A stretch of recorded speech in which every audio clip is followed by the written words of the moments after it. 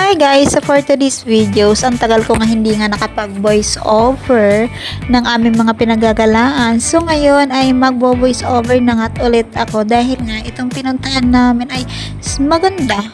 So yun lang, maganda siya. So dito yun sa Cavite. Ito ay ating tourist farm resort. So yun ay pinuntahan nga namin to. So ngayon ay i-ready na nga namin yung intercom ng aming mga helmet para naman magkarinigan kami sa aming biyahe dahil nga ay ayon kay Mr. Waze ay 2 hours daw yung biyahe namin. So ngayon medyo matagal-tagal to kaya pupuntahan namin to. So ayon naman sa aking na marites at napanood ko naman yung mga video na itong lugar daw to ay maganda dahil dito daw ay may ikot mo daw yung buong mundo. Yes guys, buong mundo daw yung may ikot mo dito dahil sobrang daming attraction yung makikita mo dito. So ang attraction nga dito ay nasa 41 daw. Yes, nasa 41 na bansa ang mapupuntahan mo. Oh my God. So sabi nga nila, kulang daw yung isang araw sa pag-ikot mo dito sa lugar na to. So ngayon nga guys, ay titingnan nga namin kung kaya ba, kung may ikot ba namin. So ito na nga at the way na nga kami. Buti na lang talaga ay nakisama yung panahon dahil hindi mainit, hindi naulan. So tama lang yung klima niya. So hindi masyadong masakit sa balat yung init ng panahon. So ito na nga, after 2 hours ay nakarating na nga kami dito sa tourist farm resort. Yes, first time namin makapunta dito sa Cavite. Yan talagang dinayo talaga namin to. So dito pa lang sa Manong Guard ay tatanong kayo kung nakapag-reservation kayo or mag-walk-in kayo. So ngayon ay walk-in kami. So dito pa lang guys, sa bungad pa lang ay makikita mo na agad, o diba? Kakaiba agad yung nakita yung lugar. So ito ay kasama na siya sa attraction. So hindi lang namin alam yung unahan yan dahil hindi kami tumigil yan dahil yung pupuntahan namin yung magbabayad muna kami yung aming entrance. So itinuro sa amin na amin ng guard ay dito daw. So yun, hinanap namin. So dito palang bungad pa lang ay makikita mo na agad itong isang building na to. So ano nga ba yung building ito? Nakalimutan ko na. Yan, basta nandun din yan guys sa may bibigyan kayo ng mapa. So dito sa domestic airport ay diyan kayo magbabayad ng entrance. So after nyan guys ay bibigyan kayo dyan ng mapa. So yung guys, yung kung may dala kayo masasakyan ay may bayad din.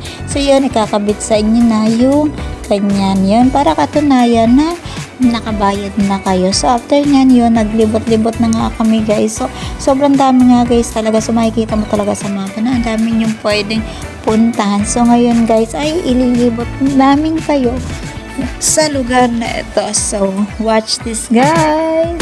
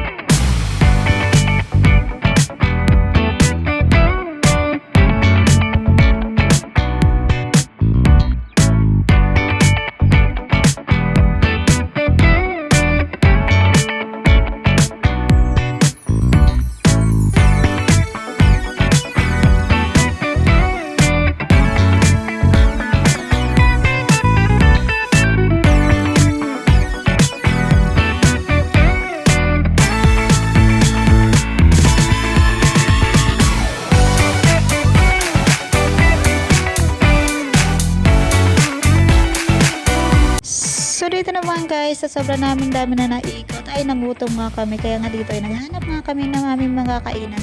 So dito nga kami ay nakapag-order na nga kami dito at nagugutom. So habang naghihintay na kami ng pagkain ay gumala muna ako dito sa windmill na to at naghanap na nga din ako ng CR. So ito guys yung ating windmill sa Netherlands. So ngayon ay hahanap tayo ng CR. So ito yung kanyang CR. So hiwalay yung panlalaki. So ito yung panlalaki. So yung isa yung pambabae. So ngayon titignan natin kung malinis ba yung kanilang CR. So sobrang cute naman ang kanilang CR. So as usual, so ako na naman mag-isa dito dahil nga kukunti nga lang yung tao dito. So ito nga at CR muna tayo. So malinis naman guys yung kanilang CR. Yan. Ito naman. So maganda yung tubig, then may tissue, then may sabon. So ito guys yung ating Eiffel Tower. So di naman guys, ang ganda.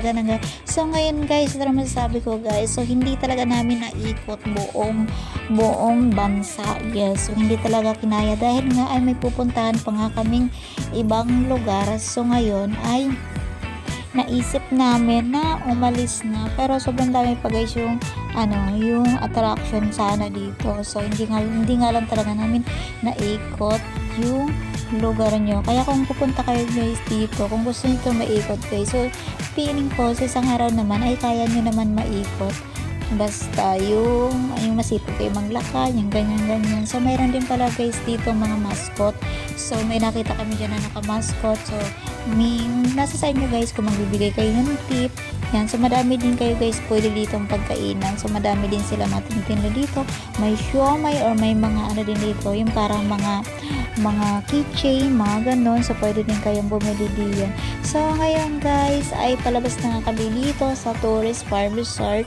Pero enjoy naman kami guys. So masaya. Kaya lang syempre mas maganda guys pag madami din dyan ng tao. So yun nga sabi nga ni ate na pupunti talaga ang tao pag weekdays. Yan. So mas madami daw talaga guys na nagala dito pag mga Sabado, Linggo or mga holidays. So yun guys. So hanggang dito na lang guys yung aking video. So ngayon ay may pupuntahan kaming next destination. Kaya nga guys napaaga yung alis namin dahil nga ay pupunta kami sa Secret. So ito na guys, bye bye na.